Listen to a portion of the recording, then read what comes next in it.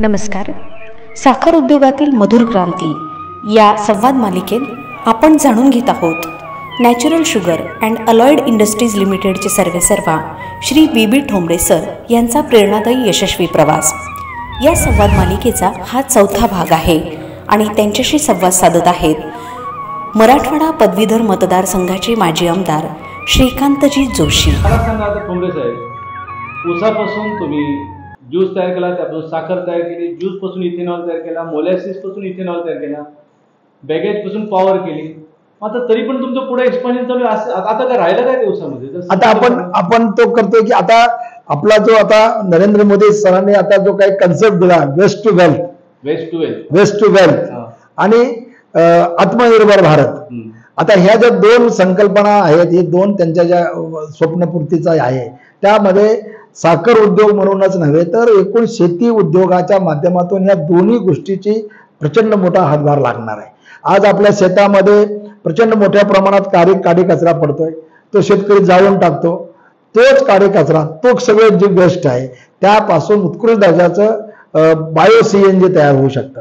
आणि तो प्रकल्प मी आता आपल्याला दाखवला की या प्रकल्पाच्या माध्यमातून एक फार मोठी अपॉर्च्युनिटी ग्रामीण भागामध्ये रोजगार निर्मितीला आहे.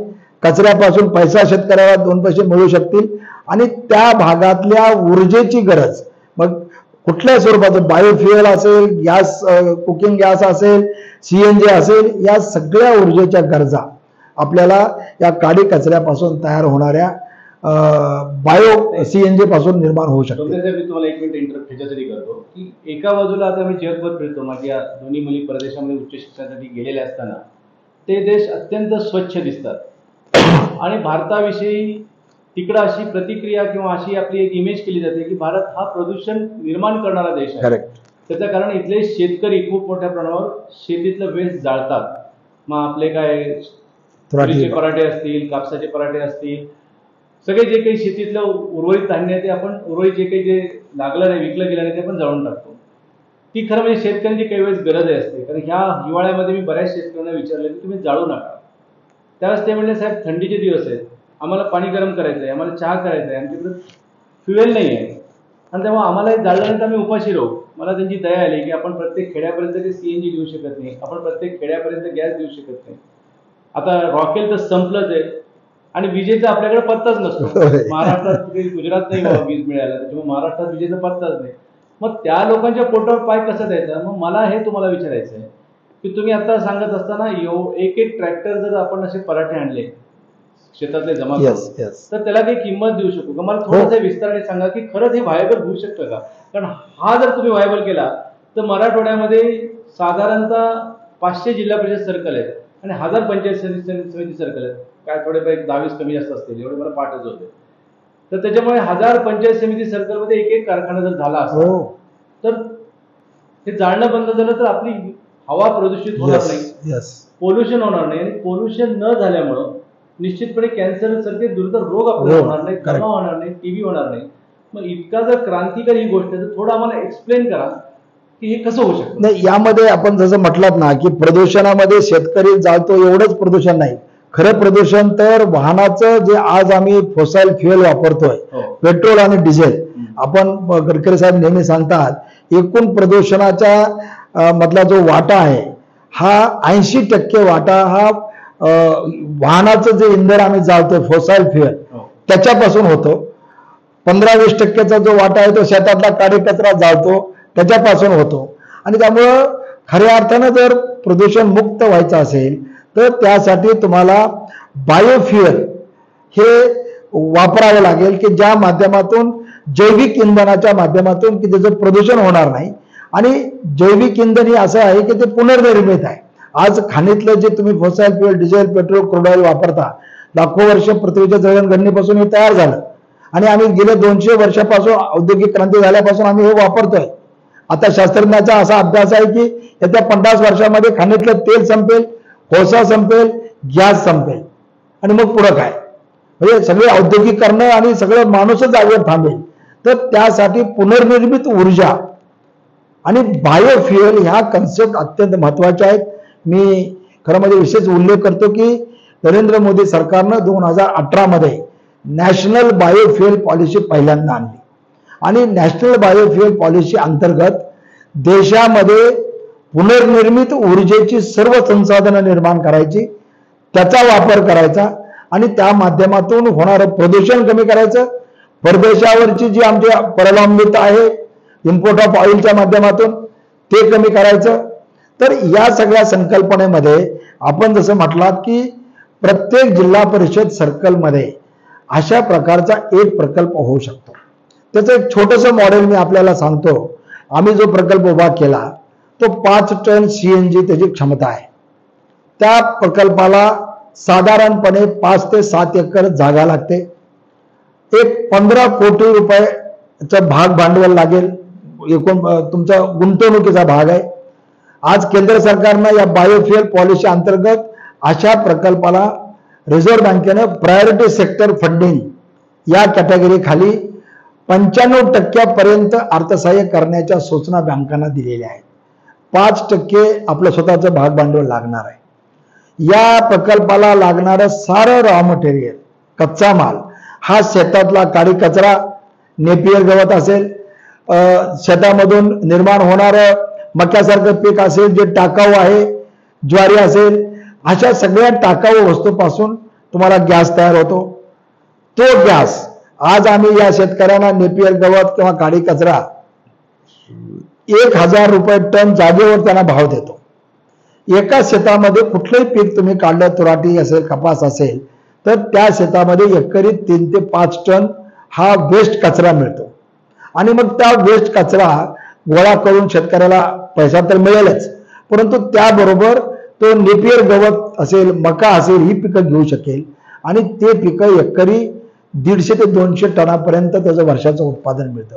म्हणजे आज उसाला एका एकरमधून 50 ते 60 हजार रुपये मिळतात. पण नेपियर गवतासारखं जर तुम्ही गवत लावलं तर त्यापासून तुम्हाला 1.5 ते 2 लाख रुपये मिळतील.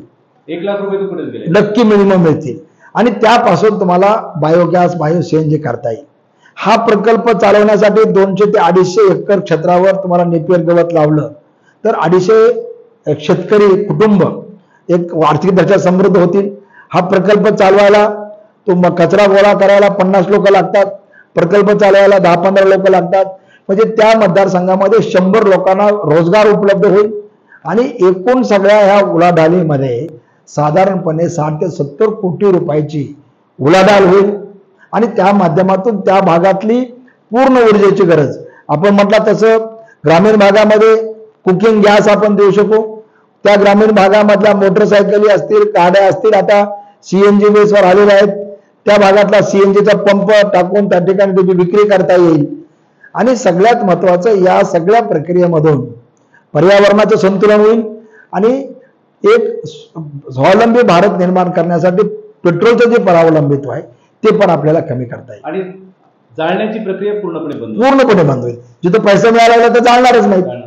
तर मला असं वाटतं की आपण हा प्रकल्प ग्रामीण भागामध्ये तरुणापर्यंत न्यावा. आम्ही या जवळपास प्रकल्प सुरू झाल्यापासून 200 तरुण येत आहेत, बघतायत.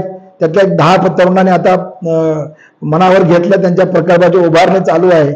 आणि आम्ही त्यांना मुक्त हस्ते सगळं मार्गदर्शन करतोय.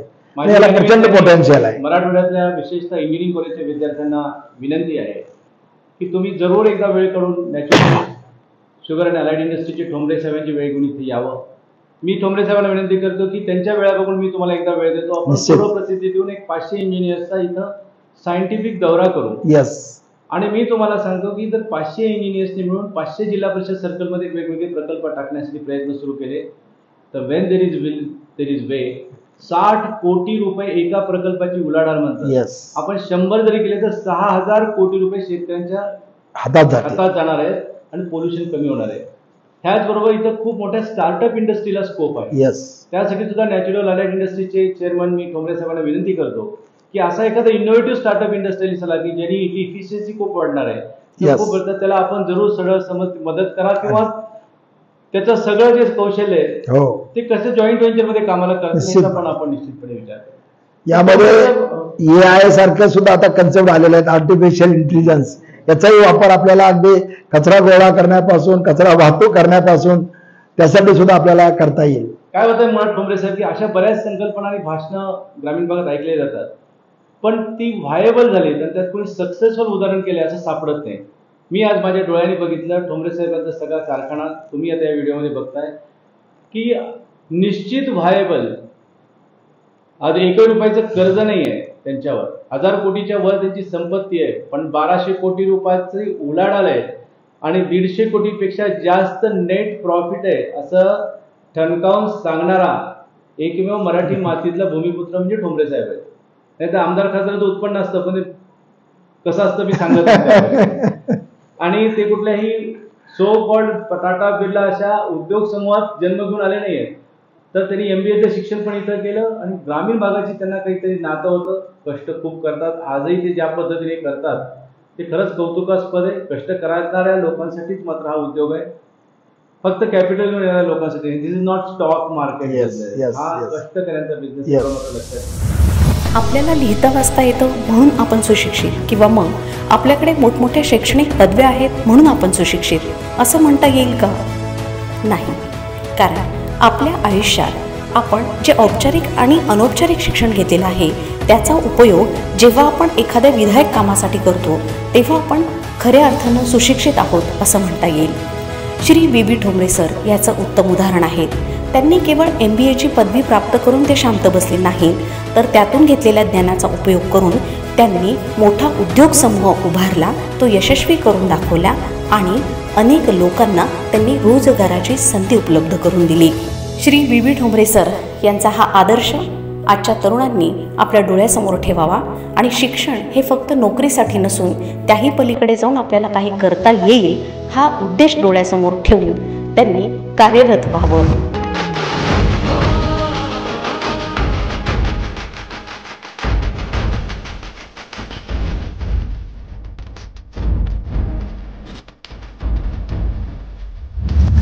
ठोंबरे सरांच्या कार्याविषयी आपल्याला आणखी जाणून घ्यायचंच आहे, पण आज या भागात इथेच थांबतोय. आजचा भाग तुम्हाला कसा वाटला याविषयी प्रतिक्रिया द्यायला विसरू नका.